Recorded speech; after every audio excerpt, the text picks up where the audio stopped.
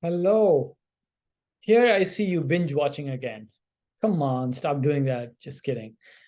Well, no, on a serious note, I would like you guys to potentially start putting in your own pertinent information on paper while you watch these videos rather than continuously watching and not doing your part. Okay, I need you to do your own stuff and then intermittently watching these videos. All right, let's go.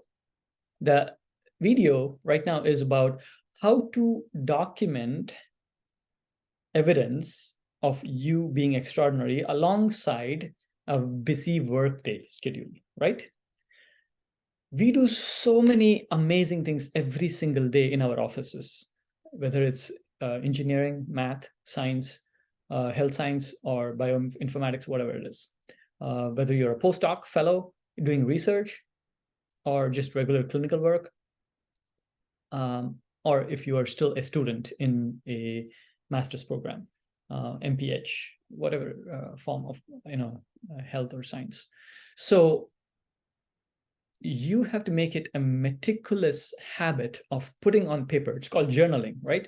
As to whatever you did that particular day. Therefore, either you plan your day ahead of time, have some particular time slots saying that you're going to do this, this, this, this.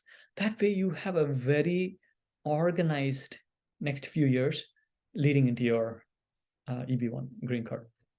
All right, so simple things. For example, you saw a particular situation or a case ID that you solved a problem of this particular client or customer or a patient, whatever you call it. And this is a very rare case. And this was an extraordinary achievement that you didn't realize you had the opportunity to do this. And these things get missed very easily if you don't document then and there, right? So therefore, you have to be very closely paying attention to what amazing, awesome stuff that you're doing daily in your daily work life, and have a document like this, Microsoft Word, or just on your notes on your iPhone. Just put in then and there, every day by day, what are all the amazing things you're doing. And they don't need to be amazing. They just can be super boring. But it's important that you document, because these will come to your rescue as you are framing the big cover letter for your attorney, in which he will start choosing things to pick out and put it in the letters of recommendation, right? Simple, things that a trainee is able to do. For example, one of the case reports articles that I had written was a rarer case, angioedema of the viscera of the bowel wall from ACE inhibitors or losartan, one of those ARB and or ACE inhibitors, and that was relatively rare. And the patient was coming back and forth into the hospitals with abdominal pain, diarrhea, hypertensive crisis, because she would take these medications and start throwing up and then come in with hypertensive crisis. And we were like not able to figure out why that was happening. And then I started researching, okay, why can't this be angioedema not of this part, but in the visceral abdomen that's causing her nausea? And lo and behold, I published this in a very mundane, normal journal. And 3 years later, guess what happens?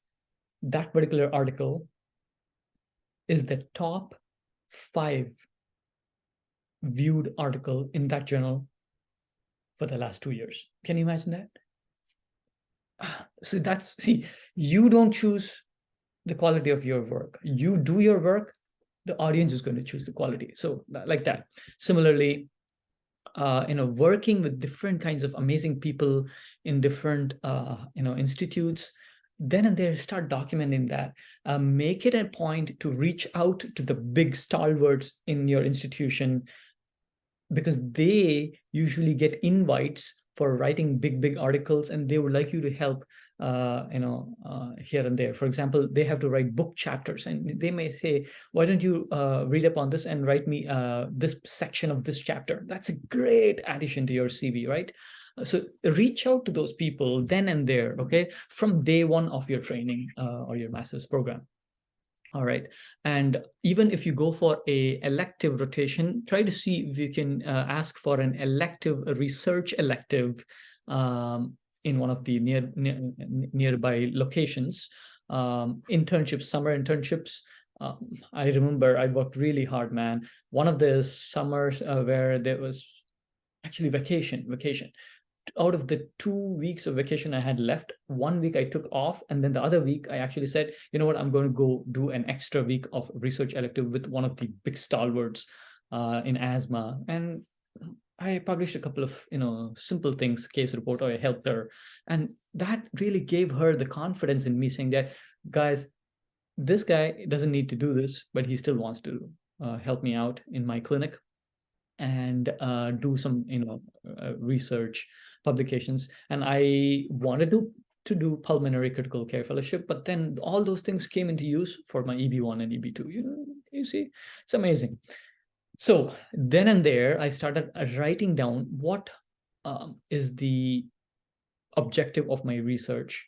Even if I didn't actually even complete one of my research programs, maybe a couple I did, but the habit of practicing how to write objectives of a research program and then hypothesis and all that really helped a lot. And certain case reports and retrospective studies took 5-6 years for me to complete. Even after I was done with that particular location, I moved on to my next location. And still I kept in touch with all those people that I worked with in my residency. And that connection over time builds confidence in them about you, because those were the guys who later wrote my letters, one of the letters of recommendation. So don't stop working with people just because you leave that location. Keep working with them, okay? For example, I remember I was in one satellite location and the other main campus there was an attending. He had 3 different amazing, tough, challenging client situations, or customers or patient situations. I have never seen that patient or client, but still I got to write the case report because he didn't have anybody who else was interested in writing the case report. Amazing, right? Okay, so similarly, I was working with a clinic in another satellite location, and then that particular professor said, you know what, I want to do this the research, but why don't you tell me what you want to do? And I gave different kinds of ideas as to where I can stay motivated and stimulated and inspired in the field of lung nodules research. So he found a very nice small retrospective study for me to do. And again, case reports. Look at this. I published in melanoma. You know why? Because I reached out to an oncologist, cancer doctor, okay, because I knew that lung cancer is amazing. But then that particular doctor had 2 invitations from major journals, not for lung cancer, but for melanoma, right? And you'll say like, well, if you were there, you're like, no, I'm not interested in melanoma. No, I did it, right? I did it. And guess what? That melanoma paper was the most cited paper in the list of all my publications. Who cares? The officer in the USA doesn't care, because I can always say melanoma, it happens in the lung too. So don't pick and choose your, the places where you're going to work. Just keep publishing, okay? And see, these are all the things that I keep writing. Oh my goodness, look at this.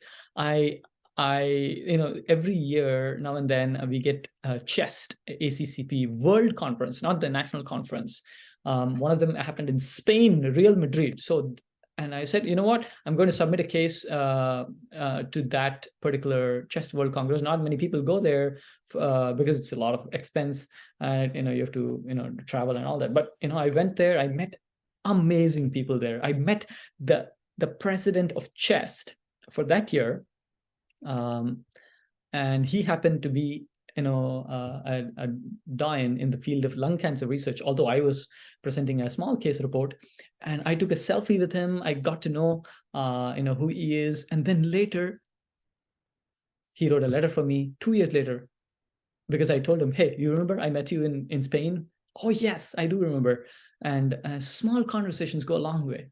And I told him clearly what I'm looking for, and he probably has, his own research lab has few people who are doing research, and they're all probably international people who apply for EB1 EB2, so he knows what this deal is. And he said, sure man, if it's a decent letter, it's a reasonable letter, I'll sign it. And he was very frank.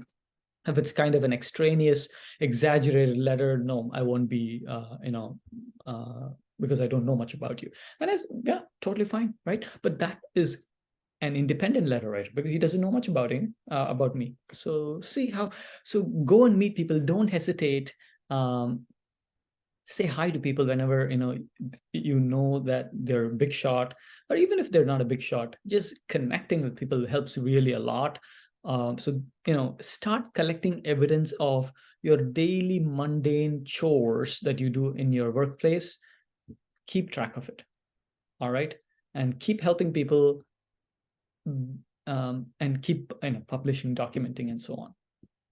All righty, sounds good. So keep looking at some of our videos. Go back into our videos and see if you have any questions. Please email to us. And but you need to start putting in your own pertinent information in the form of a document. Okay. All right, guys. I will see you in the next video. I love teaching you, and you love learning from me. I can totally see that. Thank you.